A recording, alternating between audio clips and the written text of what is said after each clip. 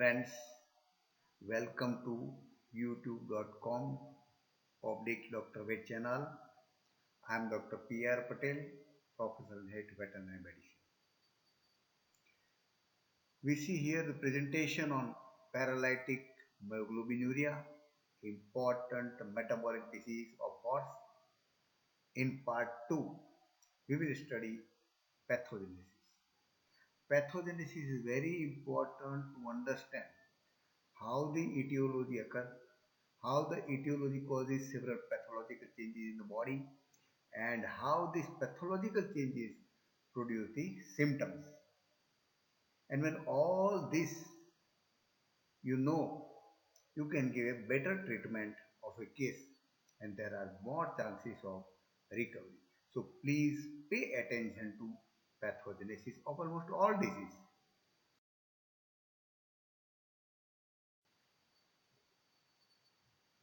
Now we continue study on pathogenesis of paralytic myoglobinuria. Now you know that muscle glycogen is converted to glucose normally in the body. Now some of this glucose is metabolized to lactate and little lactate metabolites develop which is excreted through urine. So no problem. This is normal.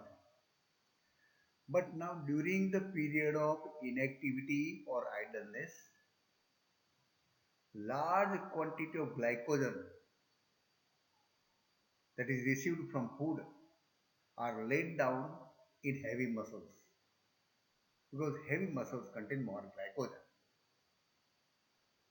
The gluteal muscles are the heavy muscles, so are most commonly affected due to their high content of glycogen.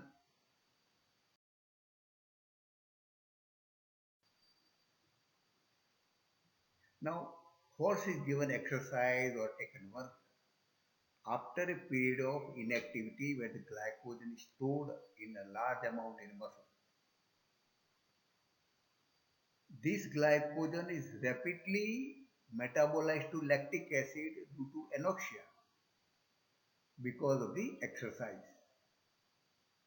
Now here the rate of production of lactic acid is too much more than the rate of excretion of lactic acid through urine.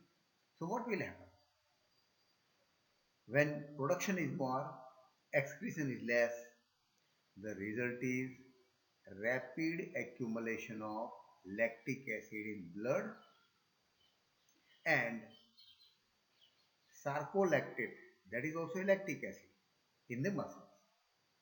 Now with this lactic acid start the pathology in the body. So lactic acid is important for us.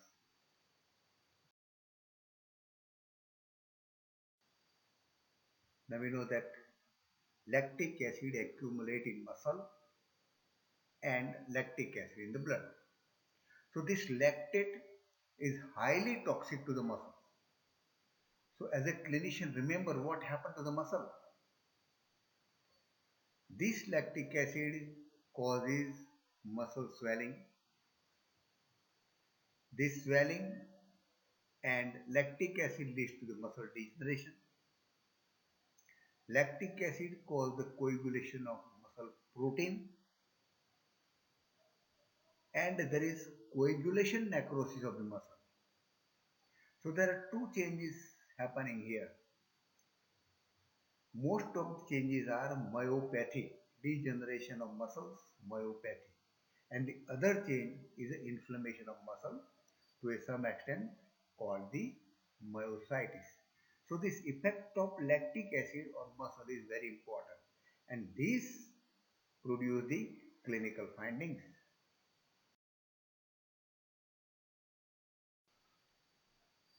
Continue with the pathogenesis.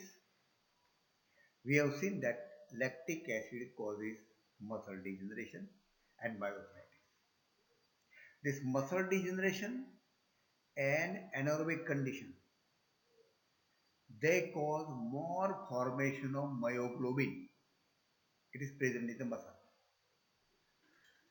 Now, because of the muscle degeneration, the myoglobin is liberated from the necrotic muscle fiber and it appears in the blood. This myoglobin comes out of the muscle and accumulates in blood and produce a condition called as myoglobinemia, increased amount of myoglobin in the blood. Now, when the myoglobin is present in the blood, it should be excreted through the urine and it appear into the urine.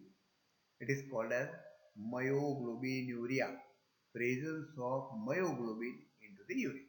This is important condition. How this myoglobinuria causes pathology, we see in the next slide.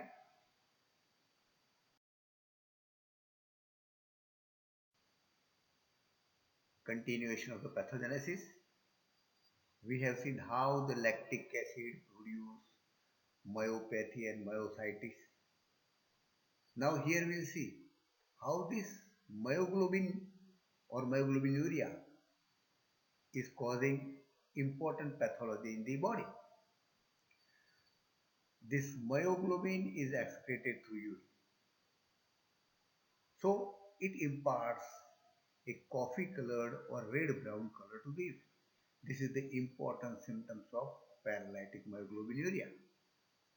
Now myoglobin are the large molecules. So it is difficult to filter through glomeruli, but it will come to the kidney. So excessive quantity of this myoglobin causes pressure on the kidney tubules. Now other pathology starts, which is also dangerous. Excessive quantity of myoglobin causes pressure on the kidney tubules. So function of kidney tubules is lost. Another pathology starts.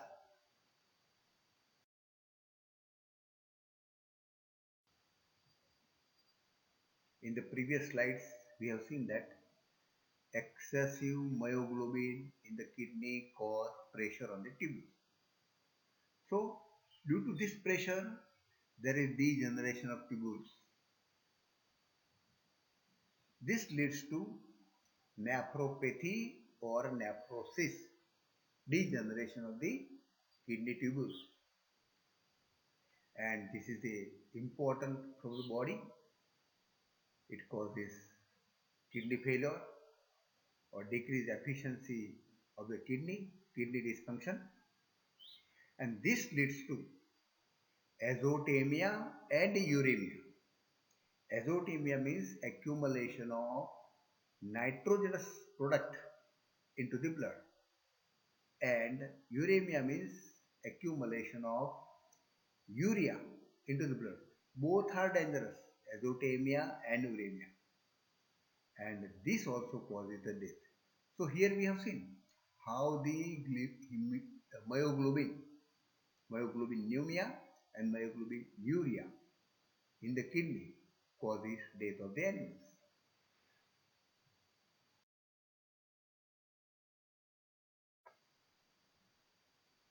Continuation of the pathogenesis.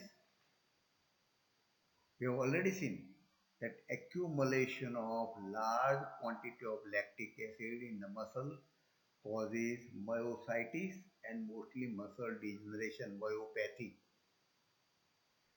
The muscle becomes swollen. It is painful and it shows the symptoms.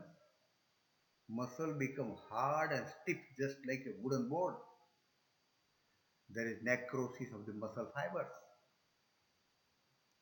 Most commonly, gluteal muscles are affected because of the heavy muscular mass of the hind limbs and high content of the glycogen. So there is myopathy of gluteal muscles. These myopathic lesions cause pressure on the nerves, important nerves, on sciatic nerve and other crural nerve. This results in secondary neuropathic degeneration of heavy muscles. Another pathology starts. Neuropathic nerves are affected. neuropathic degeneration of heavy muscles, and this also produce symptoms.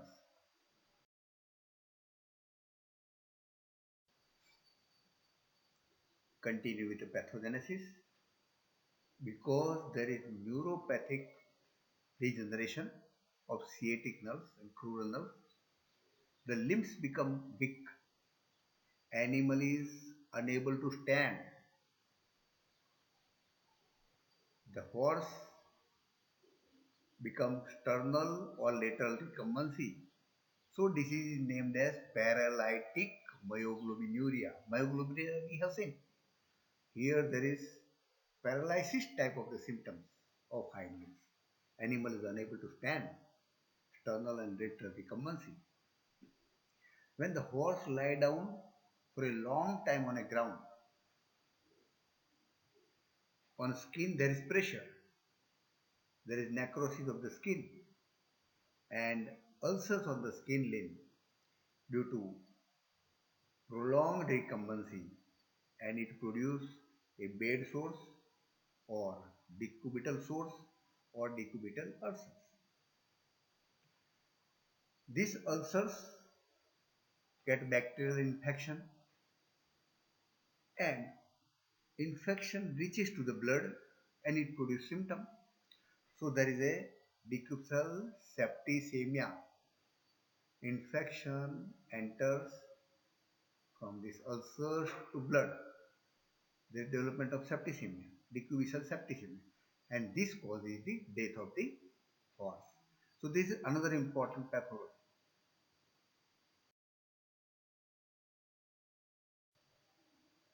We continue with the pathogenesis. In some cases, there is degeneration of the heart muscles. That is called as cardiopathy. And you know that the heart is an important organ of the body. When there is cardiopathy, it causes death. So we have seen in the whole pathogenesis that there is death due to several reasons. Importantly, the reasons are decubal septicemia, entry of bacterial infection from ulcers or sores to the blood, myoglobinuric nephrosis, accumulation of myoglobin into the kidney, kidney degeneration, nephropathy, nephrosis. There is uremia because kidney is unable to filter the urea accumulate into the blood, uremia, and cardiopathy, myocardium degeneration. These are the main causes of death in the horses.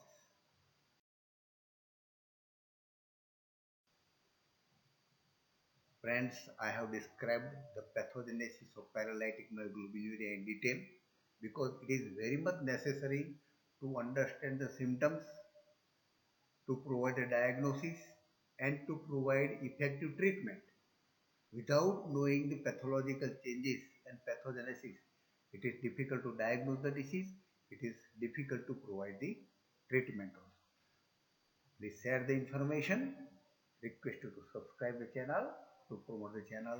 Thank you very much for observing this video.